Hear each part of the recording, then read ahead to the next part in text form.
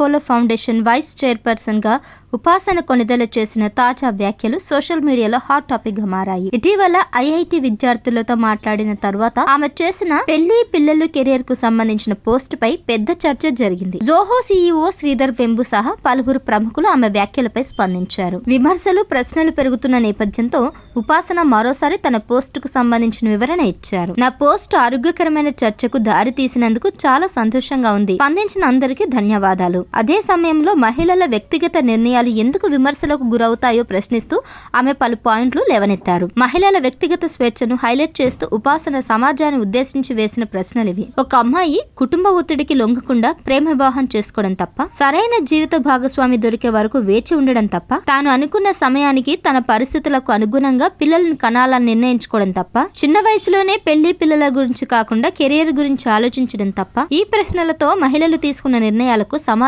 మద్దతు ఇవ్వాల్సిన అవసరం ఎంతైనా ఉందంటూ ఆమె హైలైట్ చేశారు. నా జీవితం నా నిర్ణయాలు ఉపాసన వ్యక్తిగతంగా చెప్పిన విషయాలివి. ఉపాసన తన వ్యక్తిగత జీవిత ప్రయాణాన్ని పంచుకుంటూ ఇలా చెప్పారు. పెళ్లి 27 ఏళ్ల వయసులో నాకు జరిగింది. ఎగ్ ఫ్రీజ్ 29 ఏళ్ల వయసులో ఆరోగ్య కణాల వల్ల ఎగ్ ఫ్రీజ్ చేసుకున్నాను. తల్లి 36 ఏళ్ల వయసులో కూతుర్ని కన్నాను. ప్రస్తుత ప్రణాళిక ఎలా ఉందో వివరించారు ఉపాసన.